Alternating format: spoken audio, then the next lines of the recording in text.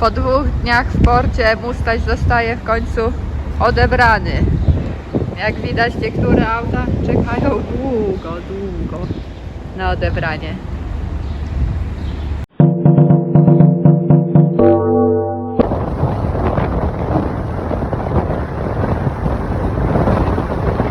Jesteśmy w Dubaju. Pełno tu ludzi, dzikie tłumy. Jest tu bardzo niefajnie. Pełno imigrantów z Azji Południowej. Ciężko cieszyć się wypoczynkiem i urlopem. Gdy byłem tu z mamą 13 lat temu, było pusto. Można było się samemu kąpać w Zatoce Perskiej w temperaturze wody 34 stopni. Teraz człowiek na człowieku. Jest tu kwasno i odpustowo. Niefajnie.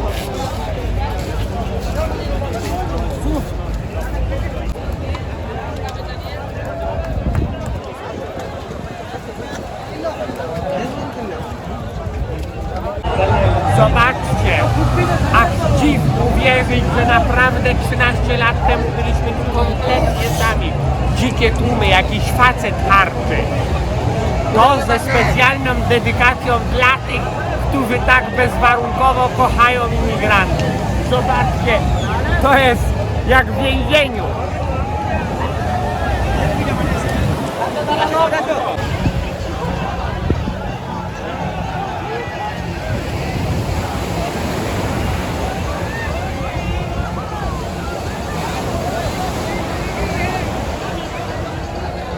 W Dubaju uwagę zwracają kontrasty społeczno-ekonomiczne. Przed chwilą był dziki tłum imigrantów z Azji Południowej oblegający plażę Jumeirah, a teraz luksusowe sportowe samochody.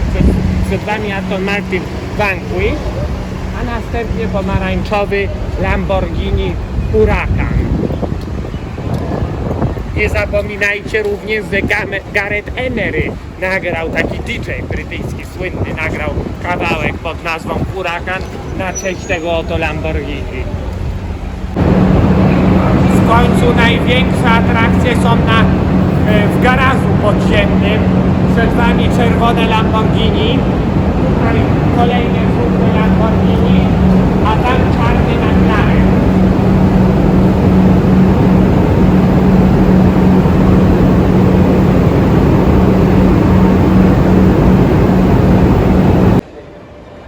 Jest 1:00 w nocy, a w Mall of Emirates jeszcze całkiem sporo ludzi.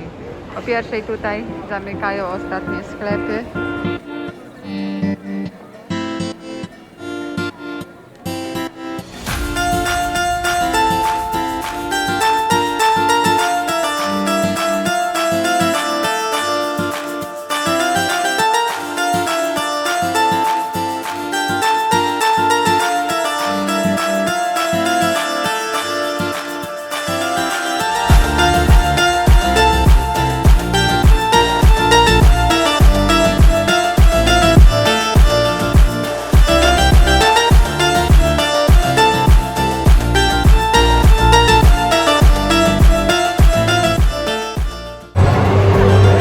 Normalna galeria, a tutaj lodowisko.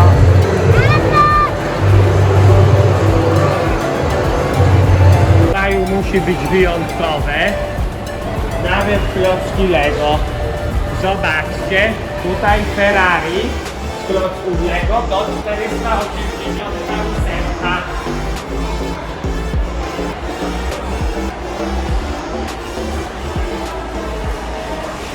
Jesteśmy przed słynnym, okrągłym parkingiem, przed wejściem do centrum handlowego Mall of the Emirates, Valet Parking.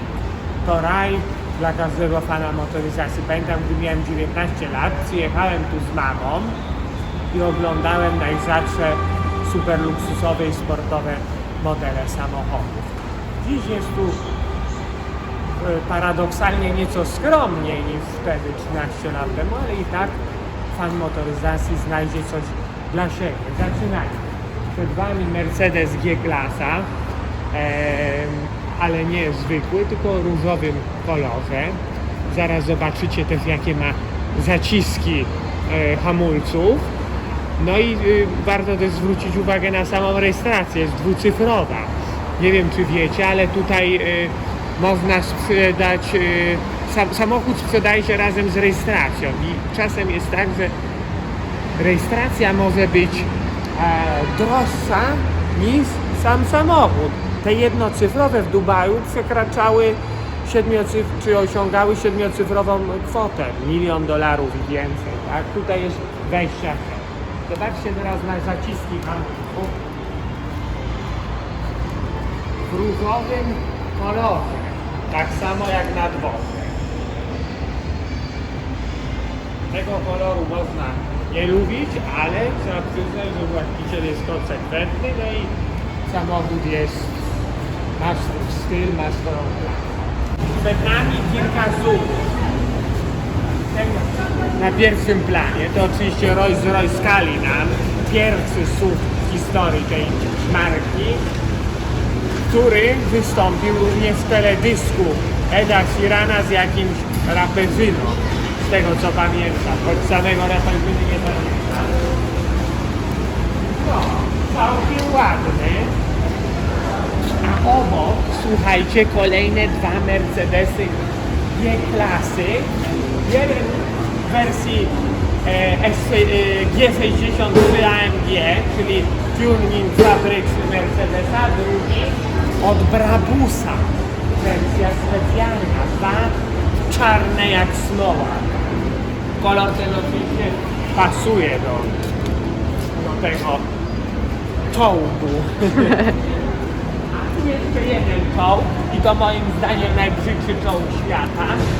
Bentley Bentayga. Zobaczcie, kiedyś to były pokrewne marki. Bentley, Rolls-Royce. Rolls-Royce piękny, Bentley ohydny. No cóż. Mówią, że o gustach się nie dyskutuje. Nie wiem ile w tym prawdy, ale wyjątkowo spędny SUV. Natomiast obok fajna BMW-ca, chyba czwórka, po lekkim tuningu, w ładnych kolorach. A tu dwa ciekawe auta jeszcze na samym valet parking. Ferrari, co prawda nie w kultowym czerwonym kolorze, ale w bieli. To F8 Tributo. Następca dwóch moim zdaniem najpiękniejszych Ferrari, czyli 488 GTB i 458 Italia. Zobaczmy co w tym. O, jedzie kolejny Bentley.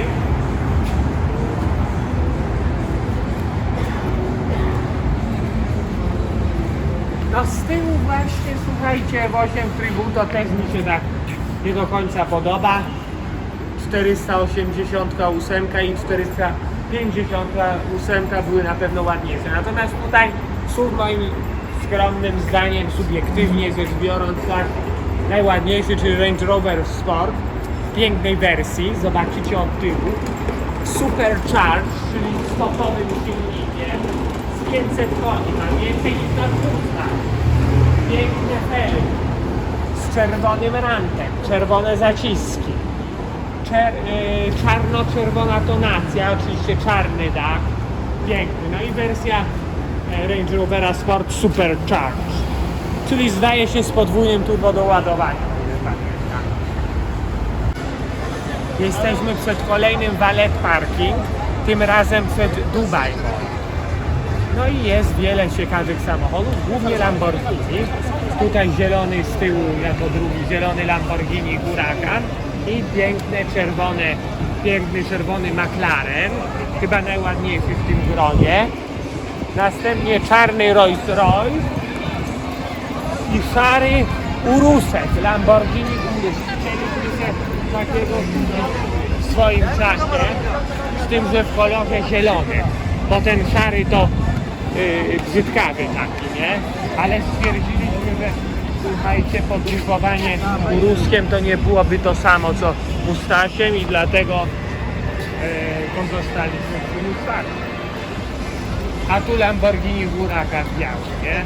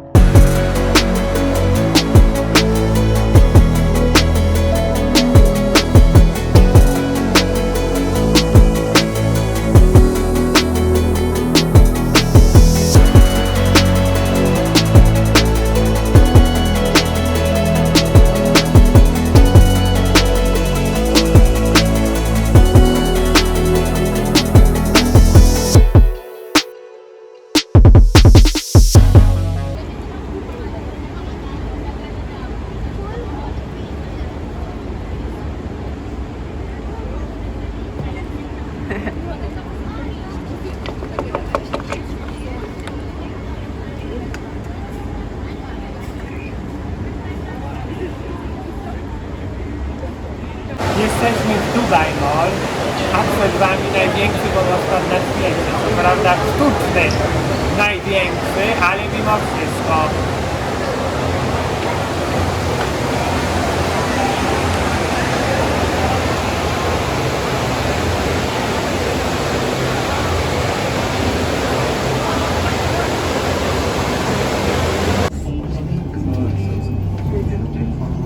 Jedziemy windą w Dubai Frame. Przed nami panorama miasta. Jesteśmy w środku Dubai Frame. Trochę to wszystko rozczarowujące. Atrakcja jest to średnia. Widok taki sobie, dodatkowo mocno ograniczony przez testy fluorescent szyb. Jedyna ciekawostka no to prześwitująca podłoga, w której widać to co pod nami, jakieś niecałe 200 metrów niżej, nie dla osób z lękiem wysokości.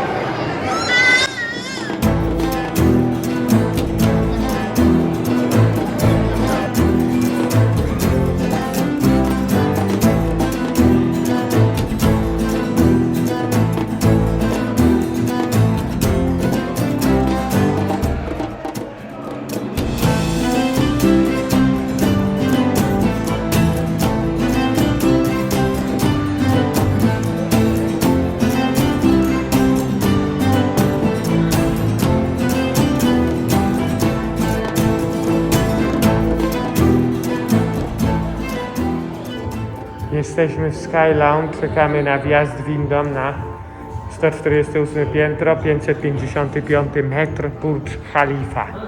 Bilety były strasznie drogie, kosztowały 2000 za 3 osoby, 2000 zł około. Jakie to wrażenie, słuchajcie, czekać na ten moment? Spodziewaliśmy się większych luksusów, jak za taką cenę, a jest to co widać. No właśnie. Jesteśmy na 148 piętrze Burj Khalify.